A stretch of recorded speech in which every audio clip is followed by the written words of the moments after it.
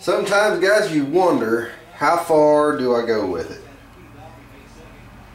I was watching a video, a guy I'm subscribed to, and he said, how do you put it, there's no money in restoration. I guess, man, if you were in that niche market, there could be money in that restoration, but I have to agree with him. But I'm not doing this for money, I'm doing this for a friend of mine. So you ask yourself, how far do you go? Kind of, I don't know, in my mind, sky's the limit. This is our the rear sprocket assembly. It goes into the, it's for the X90. I want to clean this up. I want to sandblast this sprocket. I want to get all the old grease out of this bearing. I'm going to tape it up, front and back, sandblast it, re-grease it. And I've been polishing the parts that don't need to be polished. But it's a, I don't even know how to say it. It's kind of a passion. It's kind of a passion to make something, as we, we were kind of commenting back and forth, according to the statement that was made, make it better than new.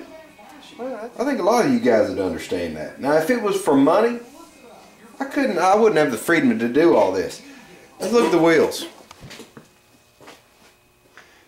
These wheels are steel. I thought they were aluminum. Let's go look at one I haven't done yet. Those are just primed.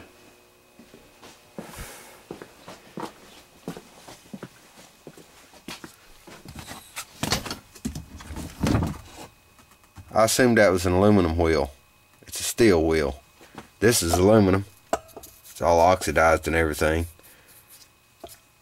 This is steel. Wasn't paying close attention. I was just going to polish them. But we're going to paint them. Passion. To me, it's passion. The exhaust. That's 3 coats of high temp.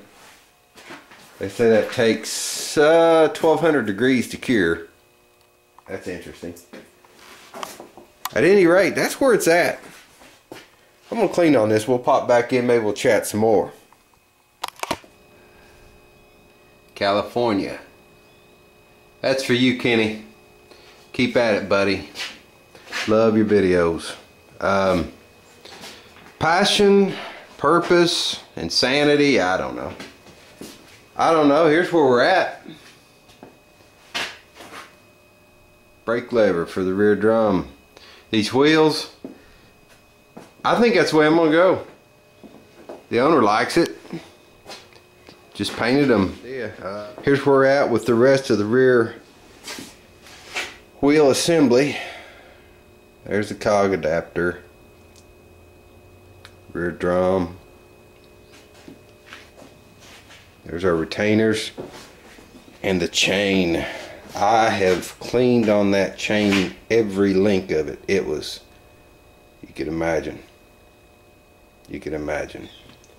At any rate, I gotta finish cleaning the chain. We're getting there, man. We are getting there, guys. For sure. Yeah. I'm going to acid clean these nuts and bolts for the rear wheel assembly. They're in need of it. I'm going to mix it 50-50, just like you would if you're cleaning a motorcycle gas tank or whatever, using muriatic acid and water, half and half. Let's say about 20 minutes and we'll have some clean hardware. Could you replace it all? A lot of it you could, but you're not going to just go find that at the hardware store. So, yeah, we're going to acid clean that. There's the rest of it. I don't want those parts in the acid. One of them's aluminum and that was just fine, so no need in it. Let's get the acid out. We'll mix it up. See how they turn out.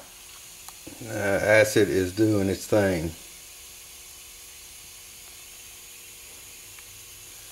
Okay.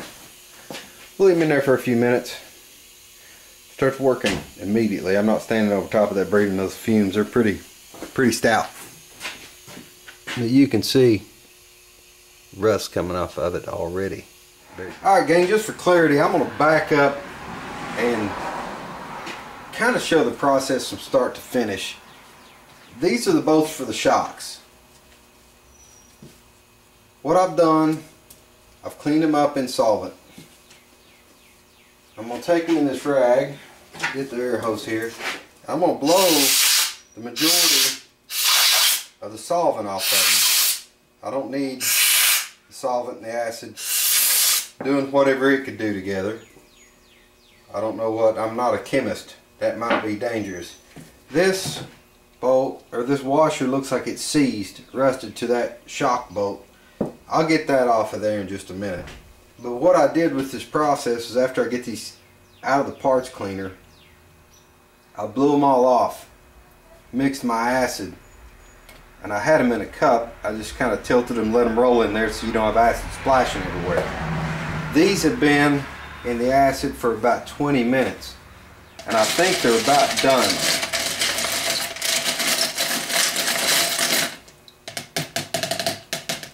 I did this for a couple of reasons. It's inexpensive, it does a good job, and some of those you're not going to replace very easily, some of those parts.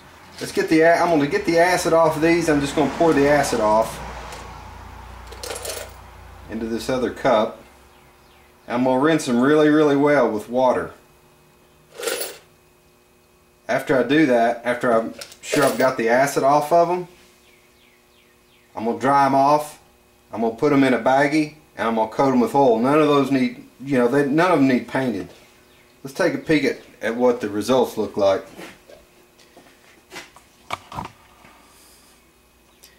That's the hardware, 20 minutes with 50-50 muriatic acid and water. Did a really good job. This has a little bit of rust in the threads, this one, but I'm not that worried about it. I can clean that up. Yeah, I got a hole in my glove and I just picked up a acid covered bolt. I'm gonna get some other gloves on. I'm gonna rinse those off. I used a screwdriver to drive that washer back, get it off of the bolt. I'm gonna get these in this acid before I go rinse those. Majority of this off here.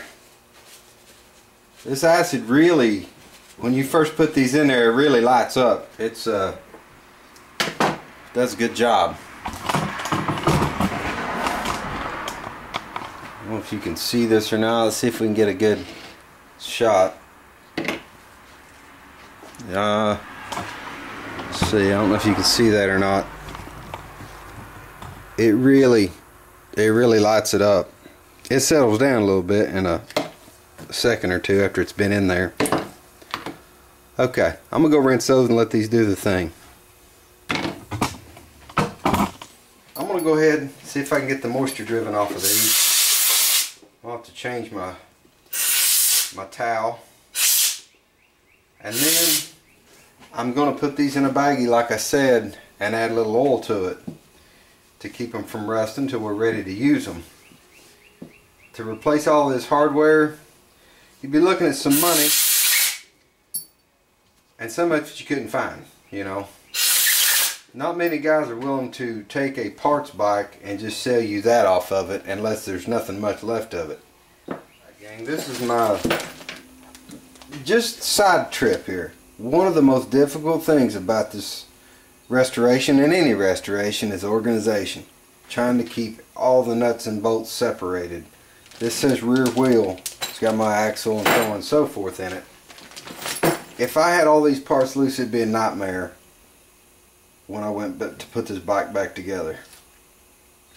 If I had them all lumped in. And it's after you take it apart, you bag it, you know, and then label it. Then you go back to clean the parts individually, and you got a dirty bag. You got to blow the bag out, clean the parts, get it back in there, or get another bag. It's just you know, it's kind of a time-consuming process, that whole restoration thing. At any rate, there it is. They're oiled up. It's ready to go on the shelf until I'm ready to put it back together. I'm going to give these a stir. They've been in there about maybe 10 minutes. And I'll just keep a check. And just a note, I don't breathe right over top of that. I've got my garage door open. I'm well ventilated. I would advise you to do the same. Up to you. your garage, but I wouldn't be breathing this or getting it on my clothes. Or my skin, for that matter. Alright gang, I think we get the gist of it. You know, the aluminum pieces I'm not putting in there. That's some pretty harsh stuff with the acid. So I'm doing all the little bitty aluminum pieces by hand.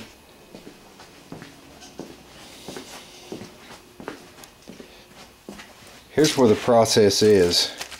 All of these are the springs for the exhaust. They've been done. This is our swing arm.